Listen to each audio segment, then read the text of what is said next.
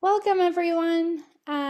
This is the second session of Olam Shanah Nefesh, Becoming Attuned to Revelation in Text, Self, and the World with Rabbi Dr.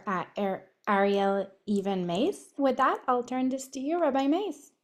Thank you so much. Lovely to be again together. I'm building the Google Sheet such that you'll find all the sources there. You'll find them from the previous session, you'll find them from this day's session, then you'll find them for our next week's session. So you'll have them all in one place thanks to Google Tabs.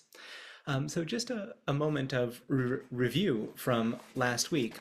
We were thinking about the question of revelation, not according to what we might call a kind of cramped definition of revelation as God writing a book and handing it to the Jewish people at a particular time, but rather an expansive vision of Revelation going even beyond Har Sinai as a moment in which let's say, the human and the divine intertwine through the arc of language.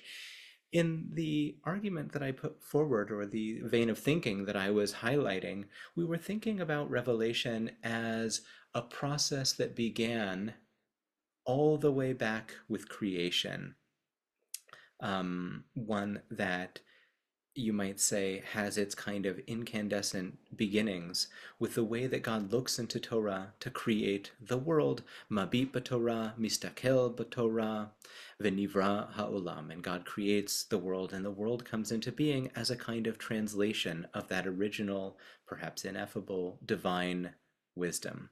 Of course, once you go to talking about the Torah, what's kind of in some cases called the Torah Keduma or the Torah Klula, this all-encompassing pre-existent Torah. Are, are we talking about a book with letters and words and Moses going into the land, not going into the land? I think the answer's got to be no, unless it's all written in some kind of divine book before we get to it, which is a position that you find in Jewish thought. But I find myself much more compelled to think about our Torah as a kind of crystalline snowflake that takes on a particular time, the mantle of a particular time in a particular moment, in the way that snowflakes are shaped by so many different atmospheric conditions. So at Sinai, that's what happens as the Torah enters into the realm of language. We get the stories, we get the commandments, we get the narratives, we get the characters, we get it all. But by getting all of those things, we get not only a text, but we get a doorway or an aperture or a portal for thinking about the Torah Keduma, the Torah Klula, that all-expansive Torah that didn't just disappear, it's still there, and now we have a way of getting at it. And I say a way of getting at it because it's not the only way of getting at it. Where we're going to go today, and we're going to go next week, is that other ways of revelation are still available to us. One of them lies within, and one of them lies without, but neither of them are predicated on text. Any questions or reflections on the things that we've been thinking about thus far? That was my 1 foot. Okay, so just as a reminder, if you look through Revelation in text, we talked about the fact that our Torah learning on one day is not the same as our Torah learning on another day, and that's not just an existential posture or an existential position about the way in which we are determined by the world around us, and because I'm struggling with this on a particular day, those are the questions that come to mind, or I've had this kind of experience, and so another kind of question comes to mind. It is, in fact, that God is constantly giving the Torah. Each and every generation receives it anew, but I receive it anew in my own life as I come to the text again. I read the Babylonian Talmud, I read the stories of the Chumash, I evolve as a human being, and God is there to give the Torah anew. There also, Torah is also given a very expansive definition so that it's not the 5 books of Moses. It's not even the text itself. It is rather that ever flowing fountain or that river of divine wisdom that is constantly flowing into the world, constantly flowing into the text, and constantly flowing into our own hearts.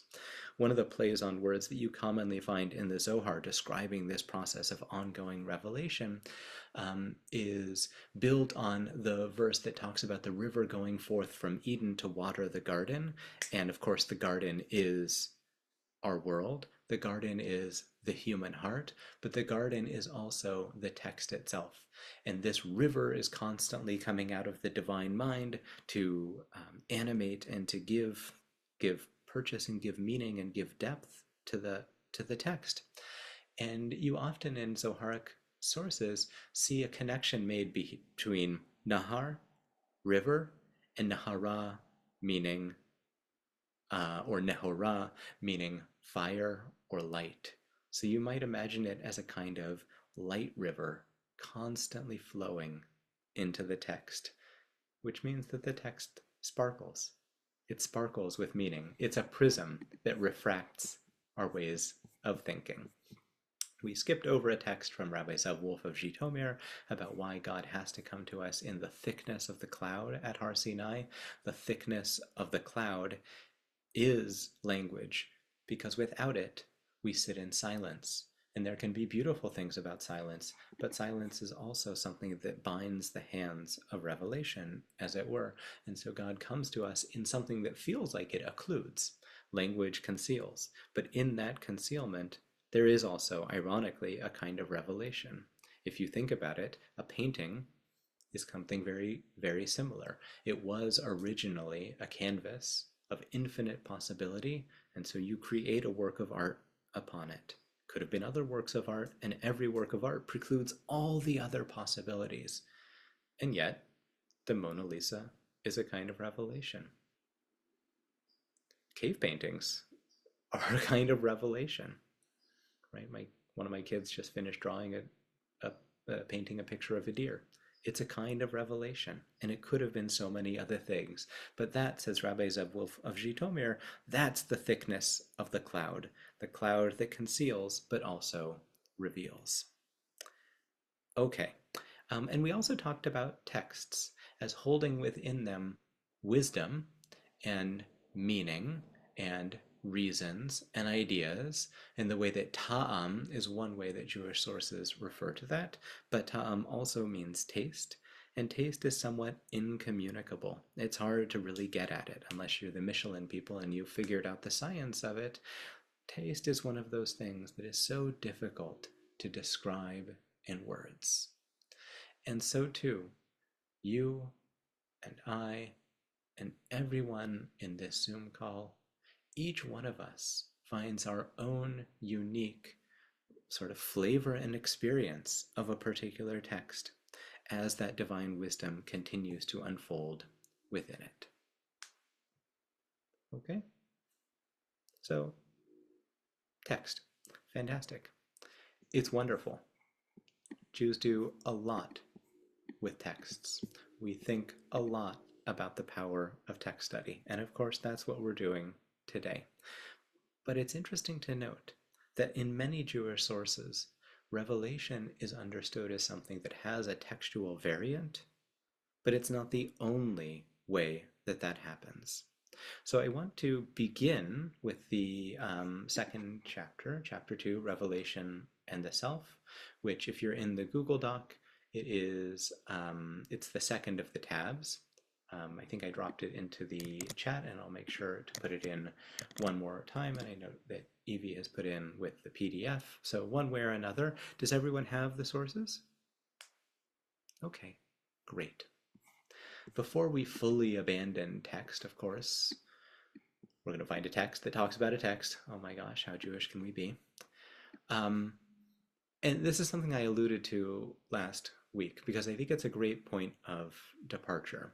So it's the two versions of the ancient rabbinic source going back to the Mishnah from Ben Bag, the curiously named early rabbinic thinker, who says as follows: Hafoch ba vehafoch ba de kula ba. Turn it over and turn it over, for all is within it. It is the Torah. Torah continues to reveal because we are different. The Torah is the same, but we come to it in different ways. Different people come to it in different ways. Different generations come to it in different ways. We have different questions, and because the questions are new and the sources are ancient, the meeting ground is always different. It's a beautiful way of thinking about textual study as a kind of composting. You have to turn it over and aerate it and give it new ways of breathing, bring it in dialogue with new sources in order for Torah to have that kind of continuous vitality, which of course is what the great sages have done across the years. The other version of that teaching, which comes to us as a slightly reconstructed version of one of the best and oldest manuscripts of the Mishnah, is different. So here, Ben Bagbag says, Hafoch ba vehafoch ba dekula bach vekulach ba. Turn it over and turn it over, for all of it is within you, and all of you is within it. So, what does it mean to say that all of you is within Torah and all of Torah is within you? What do you make of that?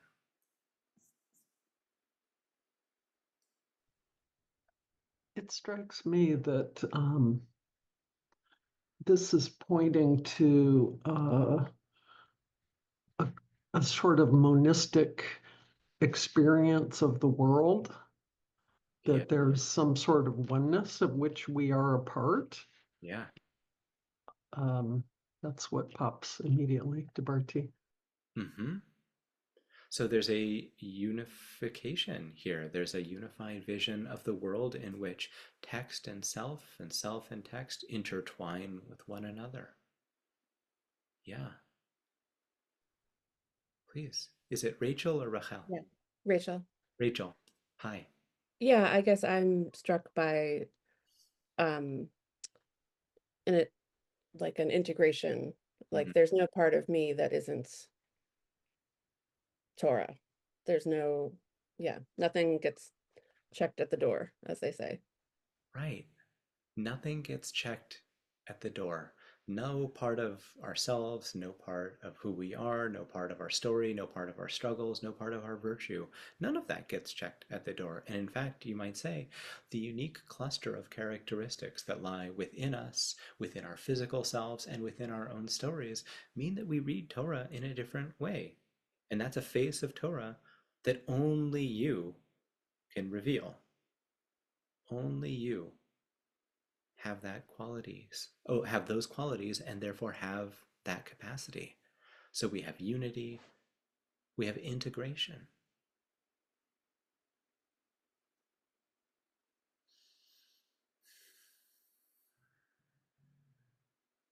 What does this say about interpretation as an art? What does it say about self-knowledge? Knowledge of the self.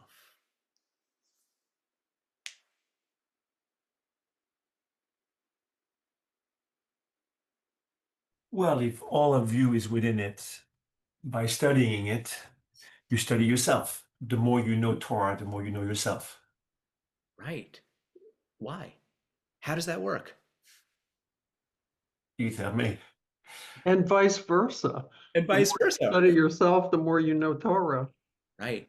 So both the self and the Torah become a kind of reflexive mirror. Yeah, it's interesting that point. That for I don't, is that true? Is it that we in fact maybe lose ourselves a little bit the more we know about it? We become less, I think, egotistical or narcissistic, Mhm. less centered on one identity. We identify with this, and we identify with that, and we identify with this character, and with that story, and we collect those fragments, and I don't know. I hear you, and that makes a bit of great sense. But you could also say, we we become a little richer, a little bit more. I don't want to use that word diverse, but we become a little bit more richer, a little bit more richer maybe than we were before we were. But maybe it means the same thing. Maybe it means that we know our, we know. Maybe it means the same thing. Yeah. There's a version of thinking about the way that Torah study works on us that you find in certain texts or in certain circles, in which it's all about submission to the text, and you allow it to work on you, and in doing so you hone yourself and you transform yourself and ennoble yourself by a kind of spiritual and even almost physical submission to the text. I don't think that's what this is saying, but I also think that there is, Gurval, in what you were saying, a really important point, which is that in approaching Torah as a source of self-knowledge, while there's no part of my own story or my own self that I need to check at the door, on the other hand, if you're in a mode of learning and you're in a mode of engagement, it means that you have to be vulnerable.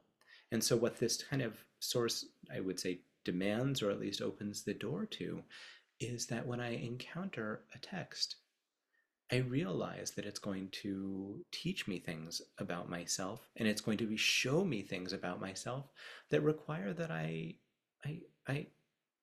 move beyond my presuppositions about who I am or what I think. And rather than the first version, which is perhaps imposing or or at least it's a kind of one-way street of I find things in the Torah. Here, the fact that the vector arrows go in both directions means that you might say that the act of reading is the act of collecting parts of myself. So to use that language about our own sort of scattered nature, it's interesting. It feels so modern. You find in Hasidic sources going back to the 18th century, and there are a few sources that you find earlier, but they don't have this quite the same formulation. Those sources talk about study and the performance of the mitzvot in general as technologies or techniques for overcoming what in Hebrew they call pizur hanefesh, the scattered nature of the soul, right? Which feels like it could have been written by Hesse or many of the others. And Augustine has a little bit of a description of this actually in his Confessions. But for Augustine, unsurprisingly, it's salvation that comes through belief in the Messiah that gives you the ability to collect yourselves. But not so in Hasidic sources, where it is the actual practice that allows us to gain a kind of centeredness or a kind of magnetic core around which all those other parts of the self can circulate. A follow-up question I would then have to this is, so how does this work in community? And maybe it also works in terms of communities, both in terms of communities discovering their own stories in the source, but the way in which, as we sit in a community, we find not only parts of ourself that we were already thinking about, but our horizons of possibility are expanded by the fact that we are sitting together. And like one of the reasons that I love teaching the same sources over and over and over again is that I never leave the room thinking about them in exactly the same way. And I'm always learning. One of I the think yeah, please. to interrupt.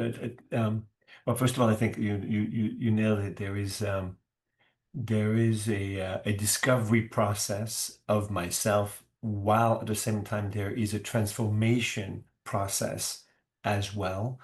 Um, so I think those two are so the self is cannot be always the same Right. constant thing, right? And yet we discover, it's like become who you are kind of thing. It's like become who you are.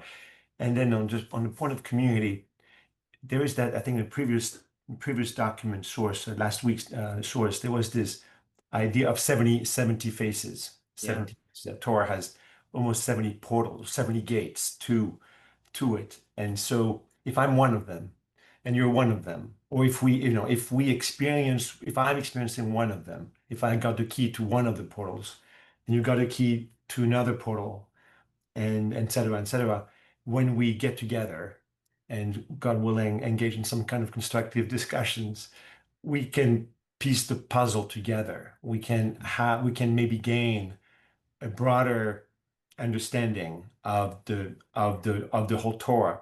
So me myself, there is only so much I will find out, I will understand about Torah. It's only through the collective 70 that I may get a broader, the full picture. The full picture.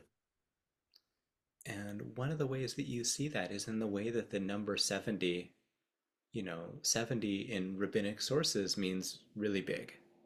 It's not like, it's not Davka 70. 70 means a lot. It means really big. It's one of these numbers like 7 or 40 that is indicative of of a kind of expansive completeness. The way that that gets then transformed in the language of the Lurianic Kabbalists, starting already in the 16th century and then continued in the writings of their interpreters in the 17th century, is that they describe not 70 faces, but 600,000 faces. And so 600,000 faces is, on the one hand, like even bigger moreness, it's even bigger completeness. But what that really anchors it in is a sense that the legendary number of 600,000 souls being present at Sinai, which, we talked about last week, the feminist theologians have been reminding us for 40 years, Judith Plaskow and others, that there is a necessity of remembering that there were not just 600,000 men at Torah, that at Sinai there is another entire branch of Jewish life and thinking that needs to be taken seriously. We talked also last week about that text from the 15th century, which I'll bring next week, about whether or not the animals were there at Torah, at the giving of the Torah as well. So I take that number 600,000 not to be 600,000 individual men as it was for the Kabbalists, but 600,000 entities, bodies, people, more than people, 600,000 individuals who are there. And each one of them has some unique face of Torah that they bring into the world. And that happens in several different ways. It happens through writing, it happens through teaching, it happens through thinking, and it happens through community as we all become one another's teachers. I mean, I think about it as a kind of disco ball, which is funny, in which you have all of the different little faces that refract and reflect the light in so many different ways, and the sparkliness, I guess that's the technical term, of that image only comes about by having so many different people or so many different perspectives. You could think about it as a mosaic. You can think about it as a kind of fountain that explodes in every direction with this kind of light water river that is flowing.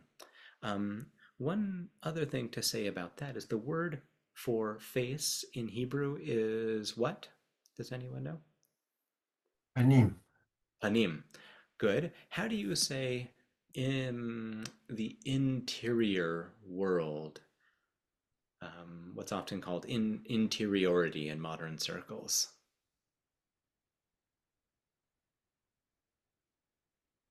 Panimiut. Panimiut. So in the face and the internal, so Levinas makes a big thing about this connection, about the way that the face reveals, and the way that the face makes obligations, and the way that face casts us into relationship with one another, even before there is speech.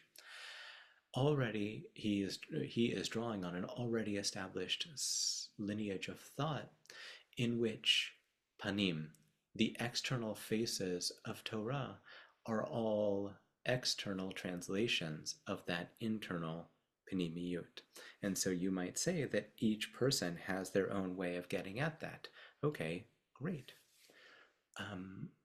But what you find in the mystical sources that complements that is a commitment to the fact that not only are you trying to get at the heart of some heart of the text, it's through your own heart that you will get there. It's through your own heart that you will get there. And so those are the sources that we're going to continue to think with now, in which the heart, the human mind, the human subconscious become seats of revelation. Okay. Good. And so just 10 seconds. Curious to possibly flesh out this tension between self as a good thing that could be a good thing. It could be a portal. It could be a face. It could be a key to the portal. All these things where that the self matters in some ways to actually engage with God in some ways. And on the other hand, we also have in the same mystical traditions, obviously, the idea that the self is a problem. Mm-hmm. And it's, and it's to, in many ways, the presence of God in your life is inversely correlated with the, the size of your ego and the self.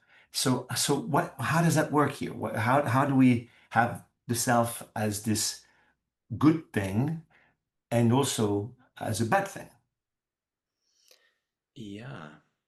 The image that's often conjured up is that the self, or one's soul, you find this in Jewish sources and you find this in Islamic sources as well, is like a mirror or a window.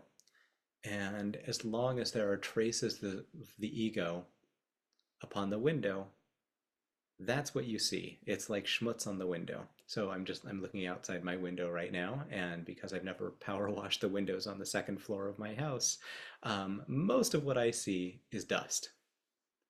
So that's what they say. And then if you're able to polish that, if you're able to really clean it, then you don't see the window, you only see what's beyond it. Now, in medieval sources, there's more of an emphasis on the abandonment of the self as well as an abandonment of the ego. One of the things that's so interesting about Hasidism is a commitment to the belief in the uniqueness of every human soul and every human project, which means that in order to find the fullness of who you are, you actually need to unshackle yourself from who you believe you are or who you presuppose that you are. I'm like this, I'm not like that. I can do this, I can't do that. And you have to be totally open to those possibilities. And that is what in Hasidism is described as a kind of bitul, is it described as a kind of nullifying of the ego so that the self can actually emerge. And that self is unique, and that self is and that self is an outgrowth of the unique constellation of divinity that lies within you. But what you had to get rid of is all of the things that hold back that incandescence, that hold back that uniqueness, which can be everything from like, oh, I've already got it, I know everything I need to know, or even a belief of, I can do this, but I really can't do that, or I move like this and I don't move like that. We all have limitations, and we all have boundaries to our capacities, right? I can't fly, I can't do calculus, there are many things that I cannot do. but there are other things that I can do, and I have to continue stretching. And that's where I think the vision of kula bach and kulach ba, it's not just who you are right now that's there, it's the allness of who you can become. Yeah, Beth, please. I wanted to make a quick comment on our supposedly negative egos. I was introduced a few years ago to the idea that we're all inhabited by a bunch of little creatures or selves that we might call protectors. Mhm. And they are little constructs or entities of some kind that formed in us when we were really very young. And, at that time, we didn't have the present capacities that we have. We weren't adult, we weren't grown up. So these little entities were doing the best they could to try to protect us from perceived threats or broken hearts or whatever it was that we were confronting. And the thing is about these little guys is that they are tenacious. Mhm. They are there to protect. And you can't really get rid of them. What I try to do in my own life is I'm trying to become aware of them and soothe them and give them new jobs Mhm. because their old jobs are obsolete. And so I'm trying to get away from viewing them as a negative ego thing that I find repellent, that other people find repellent when they see them in me, and instead switch over to a viewpoint that these little things, they need a new job. Debarti. Shamati. I think one of the cornerstones of inner work that you find in Hasidism um, is that all of those protectors, all those qualities within us, um, they exist for a reason, often a very pragmatic reason. It's one of the ways that not only do we deal with things like trauma or things that make us feel unsafe, but just in the world of childhood, um, unless you have very strong systems, whether those are parental or communal or siblings or otherwise, to borrow from, you cobble things together to try and make sense of the world and to stay safe in the world. And many of us as adults are continuing to do that. So, one of the cornerstones in Hasidut is an understanding that those things exist for a reason and have a purpose, and that they have negative manifestations in our lives, especially once those original reasons are are no longer proximate causes. But they also have possibilities for positive transformation, and they're a part of who we are.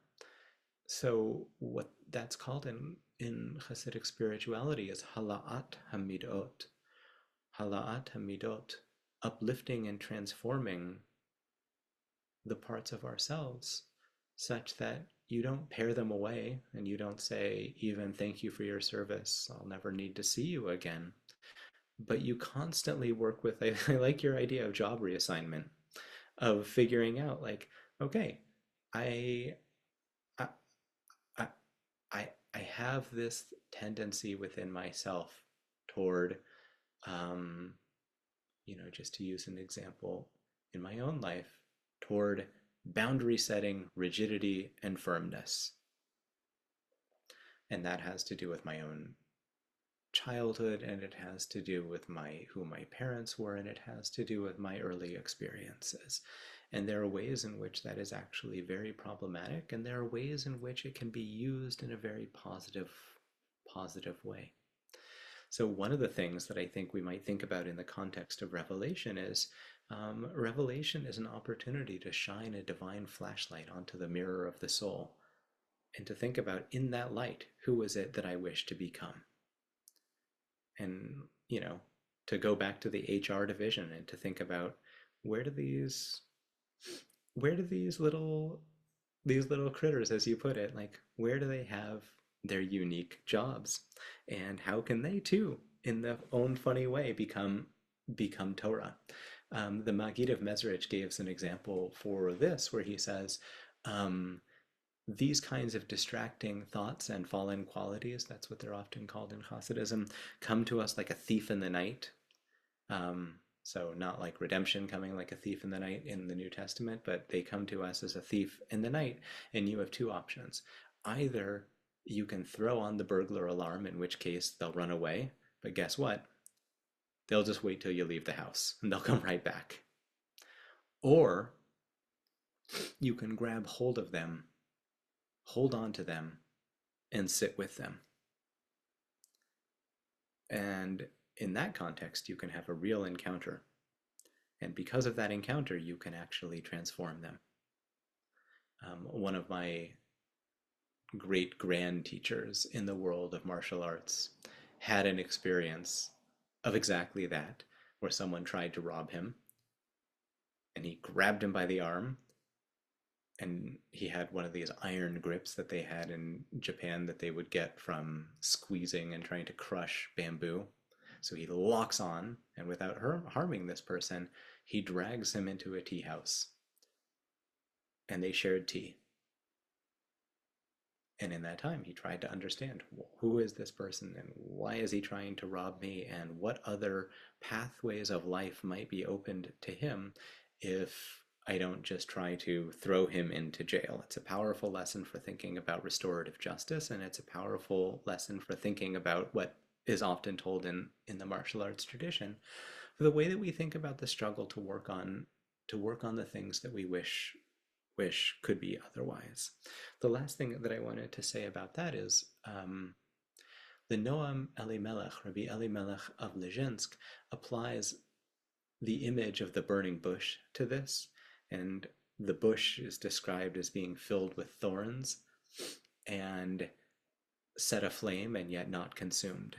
And so what the Noam Elimelech says is, no matter how much passion you have in religious life, no matter how much you have been lit aflame by your love for God, don't forget that the thorns are not consumed.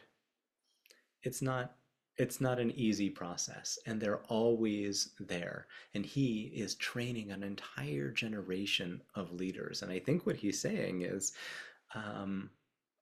what we often tell rabbis right after they're ordained. Now that you're ordained, you can start to learn. Now it's not the end of the journey, it's just the beginning. Those things are never going to disappear, right? All the things that I thought I had worked on. You have kids, and all of a sudden, I'm nowhere. Everything I thought I knew, I don't know. And those critters are there. And you get to know them. And you get to work with them. Beth, I really appreciated that point. Okay, good. So let's continue. I want to start with a passage not from the world of Hasidism, but from the Kabbalists that come in the immediate generations after Isaac Luria and the Great Safed Revolution or Renaissance of the 16th century.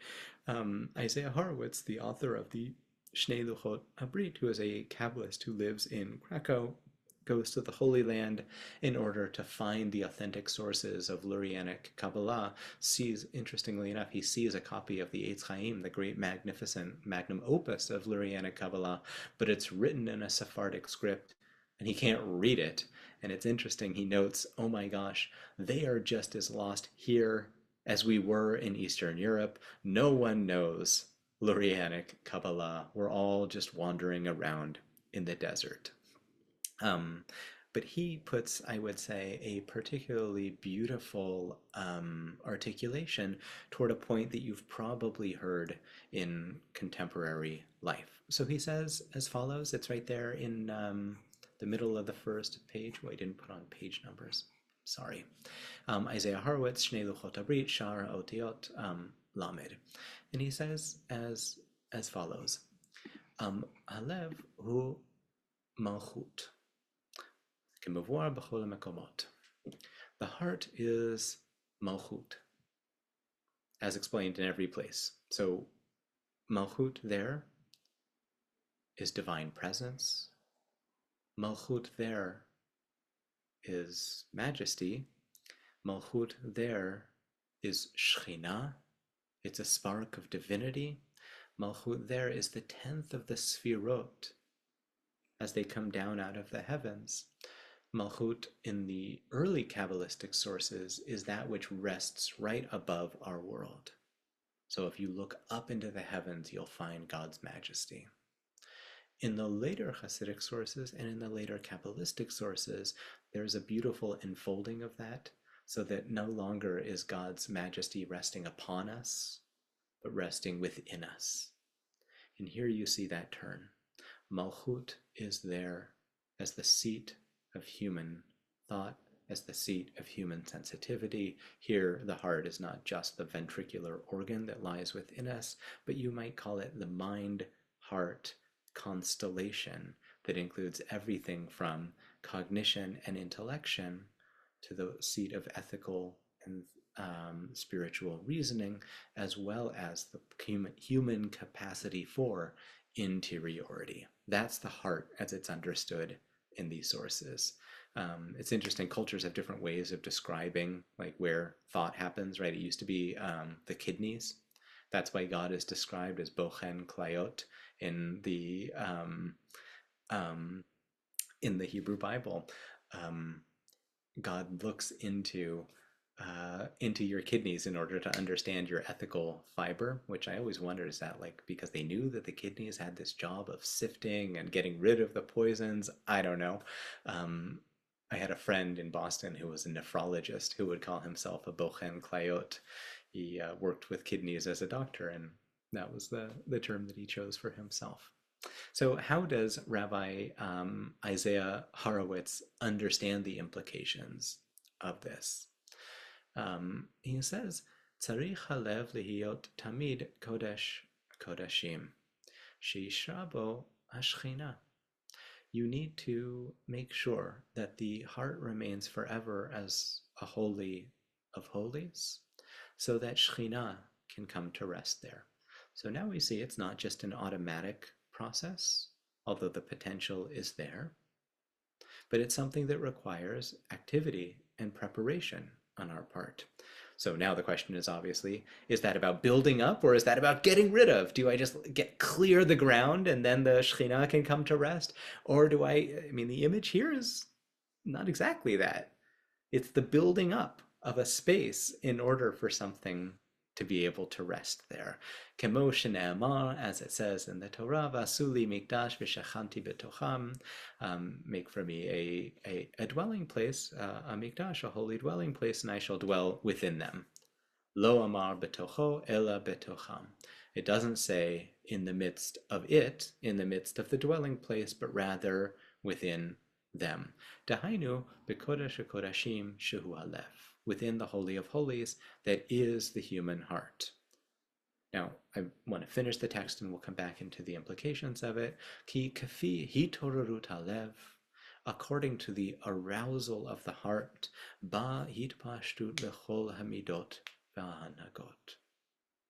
All of the motions and activities, and here's the word midot, all of the different attributes, those things correspond to and reflect the arousal of the heart. So before we talk about that, let's go back a little bit earlier.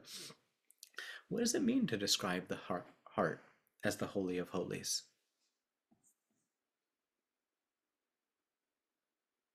What are we supposed to gain from that analogy or that comparison?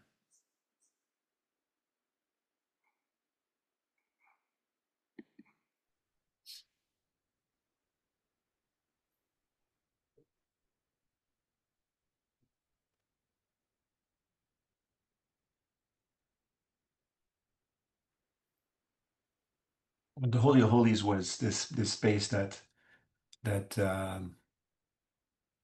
only the high priest could enter once. So first reaction is it's an extraordinarily sacred space, where the name of God was pronounced once a year by the high priest. So the heart is this place, this sacred space, or this sacred place where I can hear, or I can utter, or I can the name of God, or feel the presence of God, or Yeah. I mean, that's where the presence is. And if you read the descriptions in the Hebrew Bible where the Ark of the Covenant sits and the kol, the voice, midaber elav, it's like this weird construction of it, is spoken into being above the kaporet, right there where the kruvim, the cherubs are overhanging it, right? They are encircling it in their wings. By the way, this is only sort of a non sequitur. It's mostly attached. Um, they're described as the verb is their verbs. Their wings are sochakot. They form a sukkah over the top, and when God says to Moses at Revelation, I'm going to put my hand upon you so that you will be able to withstand the divine presence. Sakoti kapi alecha. It's the same root. I'm going to create a sukkah upon you. So next time you hear that debate about whether or not Sukkot were actually Sukkot in the wilderness, or we sit in the sukkah as a way of remembering the clouds of glory, the ananei kavod. Turns out ananei kavod is actually the pshat. That's the literal meaning of it. And the thing about the whole dragging around the booths that we hear nothing about in the entirety of the Hebrew Bible, that you can talk about as a kind of exegetical flourish. It really is about sitting in a place of revelation.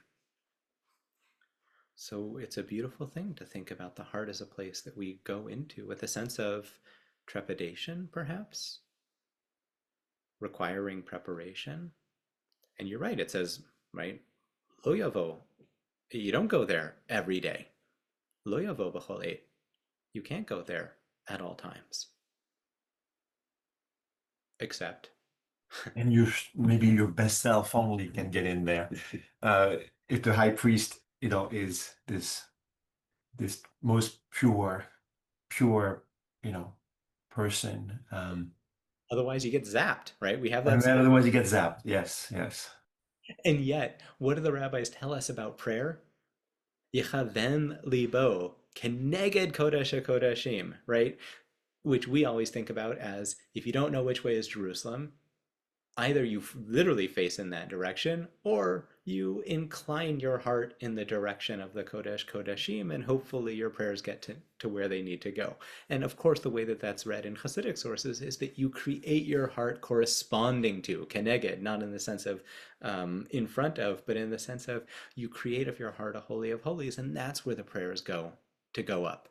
And that's not a once a year thing, that's a 3 times a day thing, that's a many more times a day thing, because in fact prayer is something that is always accessible to us. So you have this really interesting almost dichotomy, or what feels almost like a paradox of a place that you step into with a sense of I guess I wouldn't say trepidation, I would say with a sense of gravitas, of covid roche, of a sense of like, this is serious.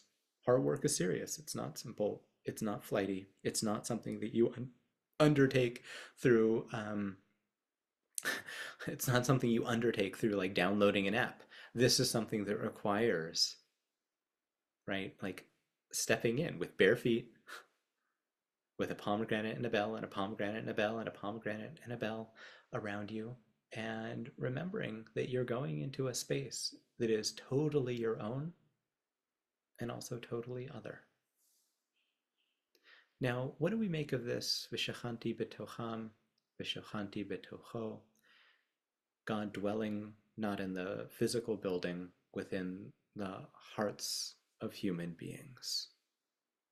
By the way, if you read Nachmanides' commentary on the book of Genesis and the book of Exodus and a little bit into the book of Leviticus, he's very clear, Nachmanides is very clear about the moment of, let's say, the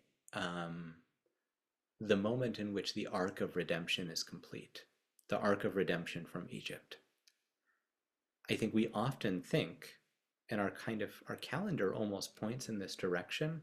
We have Pesach, where we're set free, and then when does redemption really come to bear? 49 days later at Shavuot and the giving of the Torah.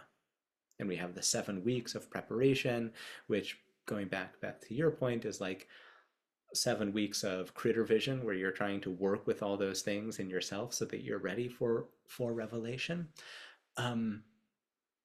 Nachmanides is very clear. Ramban says the Torah being given is amazing, but the Torah is being given in order for us to create the Mishkan, to create the tabernacle, to create the dwelling place for God in the physical world.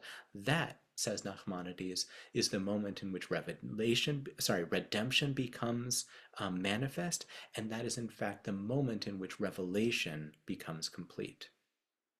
Except for the stuff that happens across the generations. And he's party to that way of thinking about it as well.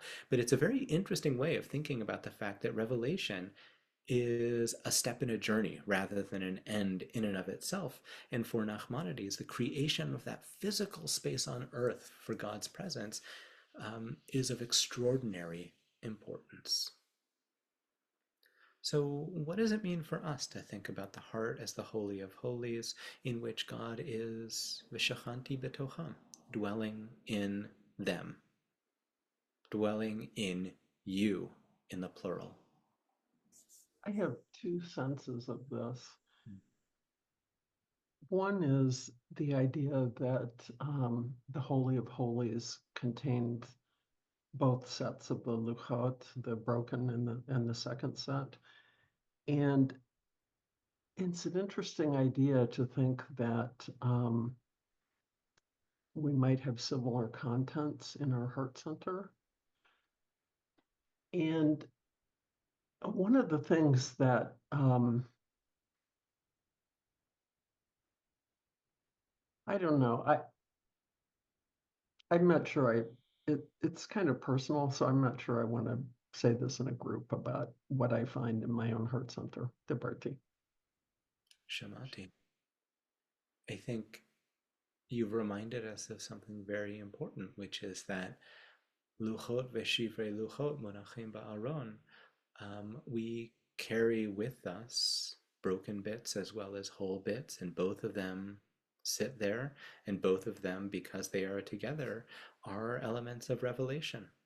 So you might say that the Holy of Holies is not only a place of fullness, completion, and perfection, but it's a place in which the rubble of future perfection, or the rubble of our past, the ruins of our past, are also carried. And the human heart has a great capacity for being able to hold both of those things together. And we go into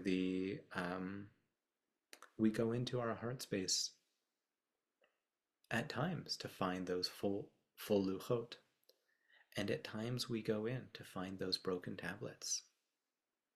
In times of fracture, in times of brokenness, in times of our need to be able to think with, to stay with the trouble, going inward into that Holy of Holies allows us to do that on a deeply personal level. Now, how about the ending of this text? Kafi hitorarut halev ba hitmashtut lechol hamidot v'hanhagot. According to the heart's arousal, so it is that that awakening spreads out. Hitmashtut is the spreading out, or refraction, into all of the different attributes, qualities, character traits, and practices. What do you think he means by the very end there?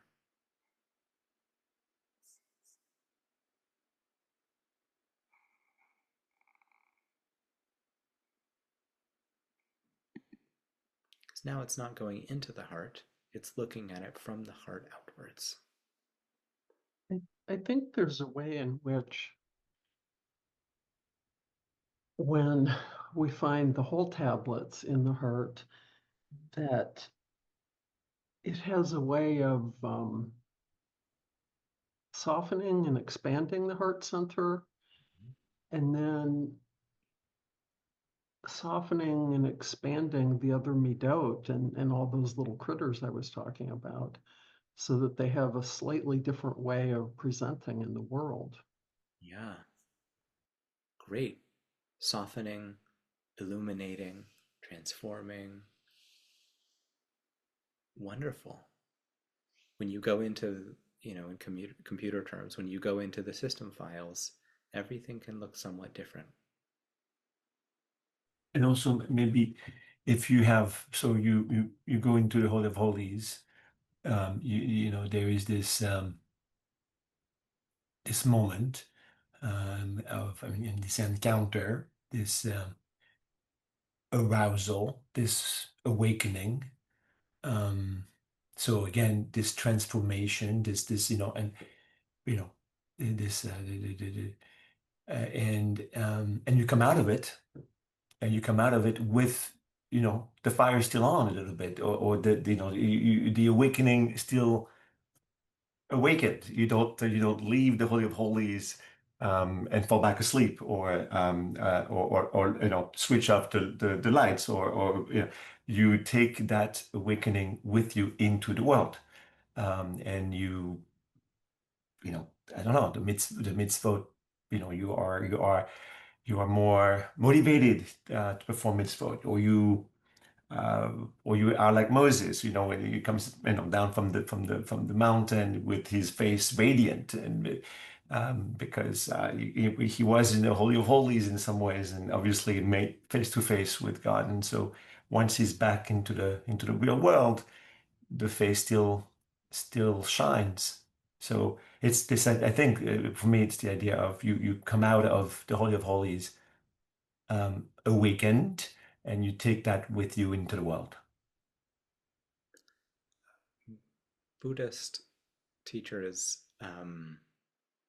going back many, many, many centuries, talk about enlightenment followed by what they call returning to the marketplace. That's the technical phrase. Returning to the marketplace. As is it sometimes it's described as the test of enlightenment. Can you maintain it? But it's also described in certain Buddhist texts as the necessary next step after this moment of awakening or this moment of enkindling, in which you then take that and translate it into action in this world. Now, in the Jewish sources, of course, that's going to be the performance of the mitzvot, for sure. But it's interesting that that's not what he says here. He knows the word mitzvah. For sure, he could have used that word if he had wanted to. And I think the vision here of midot and hanhagot is exactly what you've been describing, both Beth and Gurval.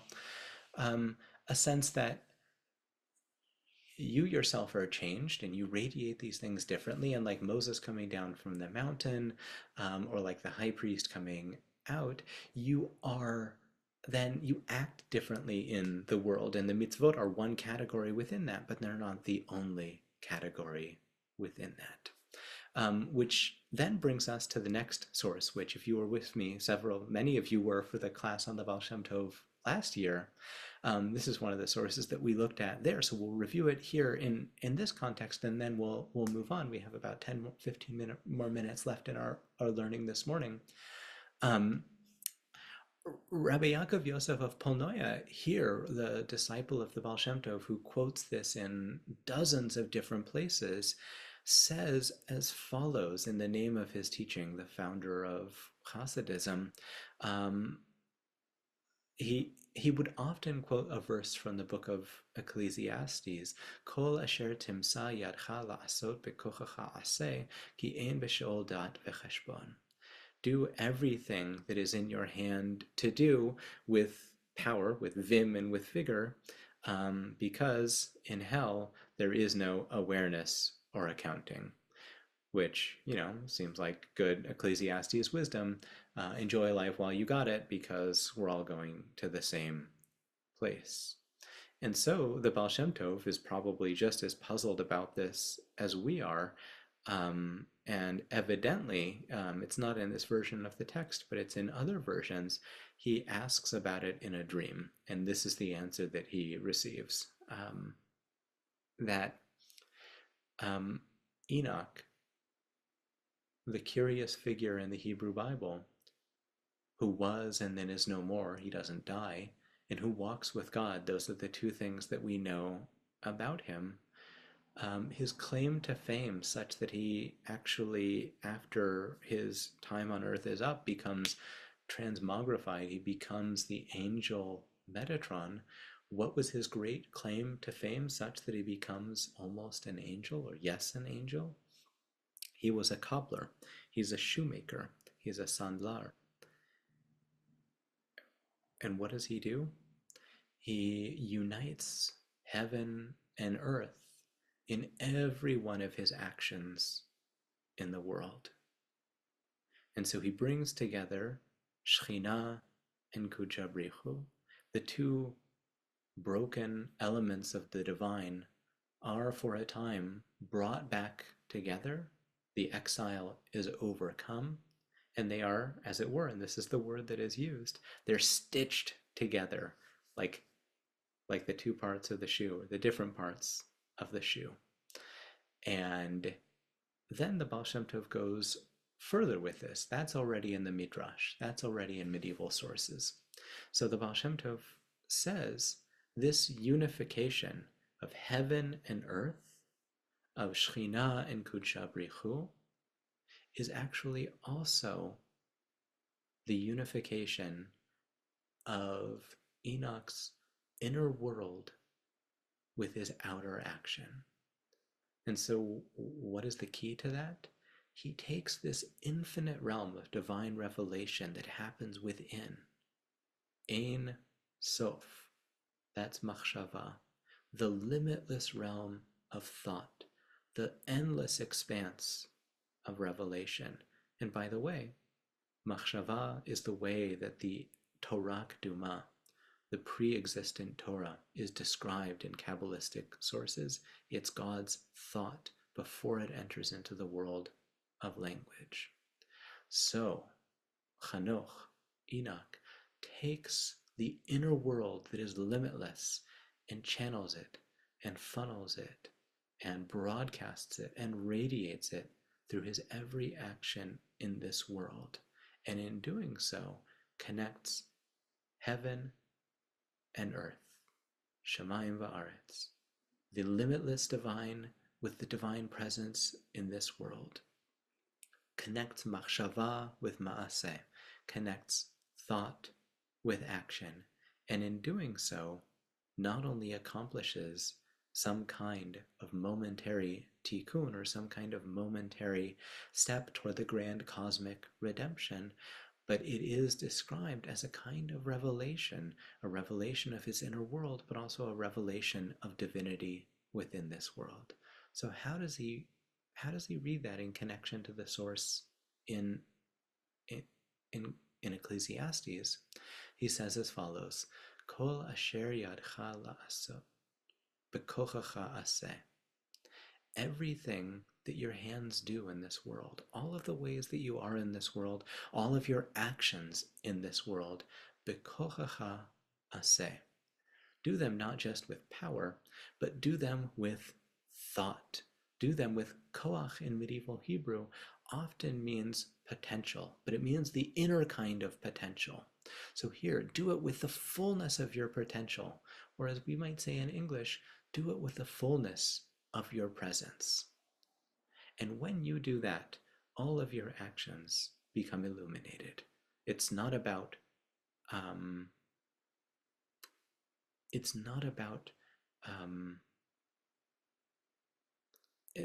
it's not about, but it's not primarily about, have you followed the ritual grammar? Have you followed the mitzvot exactly in the right way? Of course, one wishes to do these things in the right way, but it is also a matter of inner intentionality. And that's also the way that you move beyond the mitzvot, because this is a text that's about how you make shoes. How do you make shoes? If you make shoes by stitching together your inner soul, as it were, with the external form, then you have created a way of walking in the world. I think that's the metaphor that he wants us to be thinking with. So how does that connect to the end? Ki ein b'she'ol dat v'cheshbon. If you don't do this, and if you doubt your capacity for this, you live in a place without da'at, without awareness. And you live in a place without cheshbon, a sense of accounting for the possibility of one's actions. And where is that place, says the Baal Shem Tov? A place that is devoid of revelation and a kind of meaninglessness, which is a self-created hell. That's what he's saying. And you make a choice in everything that you do. Do you wish to exist in this world of meaning? Do you wish to exist in this place where things have that kind of presence? Or do you wish to walk in a world of arbitrariness and a lack of attentiveness? And every time we are in the world, we make that choice.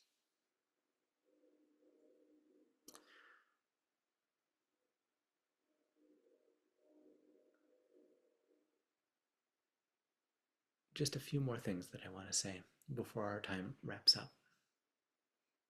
I've given you a text from Rabbi Pinchas of Koretz, a rather famous one, but a good one to re-examine in this context, where Rabbi Pinchas of Koretz says, we are taught to think, the world says, the people out there say, that we pray in front of the divine.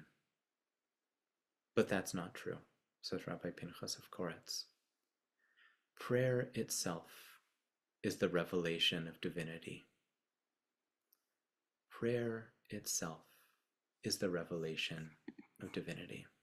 It's there for you on page 3, I believe. Yeah, no, sorry, page 2, right there. Atfilah ba'atzma hi Elohut. That's another vision of revelation. Revelation happens not just through texts, and we'll see next week that it happens through the world, but revelation, this divine becoming, happens through prayer. And it happens through our experience of prayer, not before God, not in front of God, not beseeching God as something external to the self, but coming into the awareness that the very words we speak are filled with divinity. That's one of the cardinal messages of the Baal Shem Tov about the spiritual power of language. And here, prayer itself becomes another vessel for divinity. Is that just the words of the Hebrew Siddur? It's not those, but it's not restricted to those. In the same way that for Enoch, making shoes, making dinner, whatever it is that one must do, becomes a possibility or a possible experience of divine revelation. Here too, prayer through the Siddur might accomplish that. It also might stand in the way of that. Prayer takes on many forms. It can be in any language. It can be without words. It can be through song. It can be through other kinds of embodied practices. But tefillah ba'atzma, prayer itself, is divinity.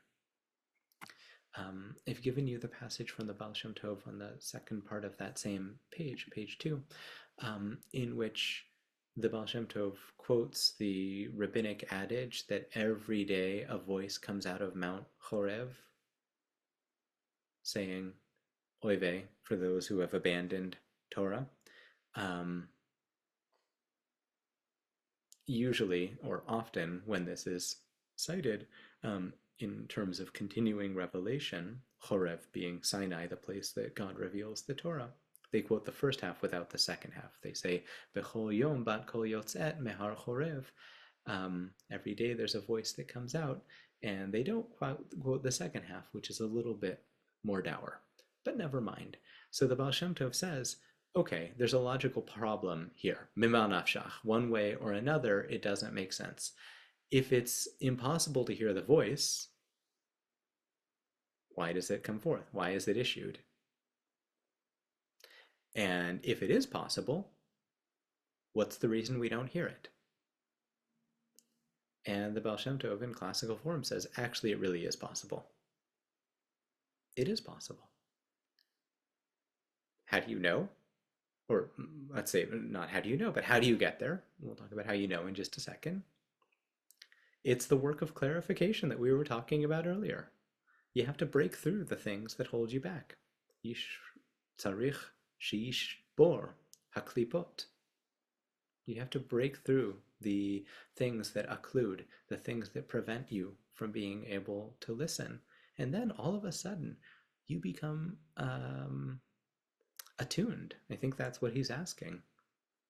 To a different way of hearing, and a different way of thinking, and a different way of seeing. And so the Baal Shem Tov says, how do I know this?